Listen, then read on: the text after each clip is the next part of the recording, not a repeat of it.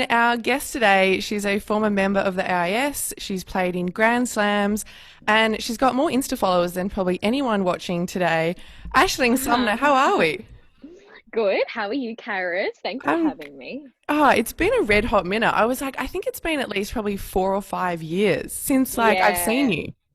Yeah. It's been a long time. It's been a long time since I've seen a lot of the tennis players actually. Just kind of see them floating around on social media or Facebook, but nothing really speaking. But Y- it's nice. yeah. What have you been up to since you stopped playing?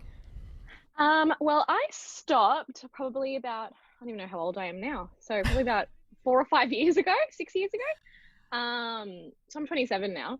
So old. But I Please. stopped and I was like I stopped when I was about 21, 22. Yeah. And I soon after the year after I stopped, I studied a little bit, kind of figuring out what I wanted to do, did a little bit of coaching. So I studied marketing. And then I actually moved to Paris for 2 years. And I didn't really get involved with tennis much over there. It was great actually to just get away and kind of try Break. something different, go to a new country. And I did a little bit of coaching, but not too much. And then I lived there for 2 years and then moved back to Melbourne a year ago. So I'm a Queensland girl, but we chose to move to Melbourne. That's with your And partner? yeah, yeah. So my partner's French, so that's why I moved over to Paris. So I met him in Australia, Yeah. and then yeah, went back to Paris with him because I'm lucky because I'm a European passport holder, so I can go Woo! to Europe. Yeah, I can go to Europe no problem. So that's why I kind of did it. Yeah, I saw you were living in France. That would have been an incredible experience. Yeah, definitely. Do you think life on the tour and everything it throws at you sort of helped you for that experience? Definitely, without a doubt. I think because I traveled so much from a young age and by myself as well, it was obviously really scary going over there because I'm such a like Queensland girl. I love the beach, I love the hot weather. So I knew moving over there was going to be such a challenge, but I knew I could do it. And since doing it as well, it kind of made me realize that I really can do anything like I want to do. So Yeah. I'm strong enough for it, so I can do Yeah. it. What was the probably the No. toughest hurdle moving to another country? Oh, number one, I didn't speak French. So it was really difficult living in a country where you don't really understand anything.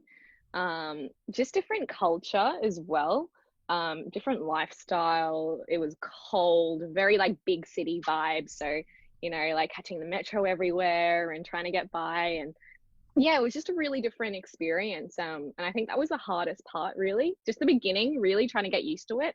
But after I got the hang of it and started understanding French a little bit more, made new friends, it just came a lot easier.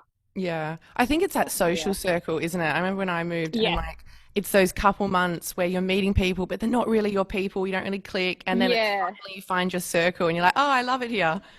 100%. And to be honest, it took me 6 months. Yeah. Because I know in France, they're not very warm with new people, especially girls. Girls don't like meeting new girls. So it was really hard for me to meet new friends. And after 6 months, I probably made a really good group of friends. And after that, it was just so much easier and so much better. Yeah. So So you mentioned you sort of steered clear of the tennis side of things. Was that a conscious effort, like you just needed a break? I think it's just what happened, to be honest. When I went over there, um, I thought I was maybe going to try get into tennis, but it proved a little bit harder because I didn't speak French. And I think that was the hardest thing. Yeah. So I kind of just jumped into a job straight away. And the easiest job for any sort of English speaking person moving to France, especially Paris, is nannying. And I really like kids. So I started nannying for a family and then started working in working with children, teaching them English. And then, yeah, I just started working with children pretty much. And then I had maybe a couple of like English speaking clients here and there, but that was just a little bit of coaching when I could because I was actually working with children a lot. So, Yeah. it was really nice. Oh, Something different, awesome. really. Yeah. Yeah. So when you did stop playing, did you feel ready? Was it sort of, how did you decide on sort of that was the end? Definitely, I was. I think with tennis, I got injuries so often. So since I was 16, I had a different injury every single year. And I think when I got to about 21, 22, I told myself if I got another injury, like I just you can't deal with it. So I was, I think, 22, and then I just got another injury, and I just didn't come back to tennis. I didn't even like really quit, I guess. I just didn't really come back. I started studying, and then I was like, oh, well, I'm actually kind of enjoying this. So Yeah. no, it was nice to just kind of get away. I kind of just like drifted away from it, I guess. Yeah. Yeah, but Irish for me, it goodbye. was actually quite easy. Yeah, exactly. Have you got any advice for players who are in that sort of circle now, about to retire? Because for some it can be a bit of a challenging time, or who are thinking about it. Any tips for them? I think don't be scared. I think life happens for like things happen for a reason. So, and I think you always figure it out. It's a scary thing, but things kind of come, opportunities arise. So yeah, don't be scared of it. I think also I've realized that, like, I think you would know this as well when you're playing, like tennis is everything. But when you finish, you realize like it's just a sport, to Yeah. be honest. Like there's more to it, and Yeah. yeah, it's not as, it shouldn't be scary. Yeah, and I think you sort of emulated it really well, that you had stuff outside of tennis as well. So when you do stop, you've still got other friends or other interests, which helps. Yeah, definitely. You got to find something that you're kind of passionate about, other things, and yeah, hang around people who make you happy, and things like that, really. And I think I did that as well. I had a really good group, like my family, friends, and I guess I'm quite social, so I kind of was able to have a bit more of a social life, so I liked that.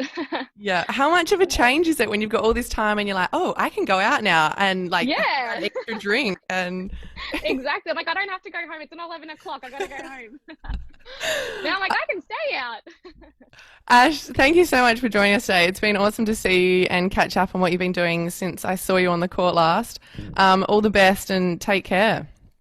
No, thank you for having me, Karis. It was great to see you as well. And yeah, enjoy everything. And hopefully this COVID finishes soon. I know. Take care in lockdown. Thank you. Bye.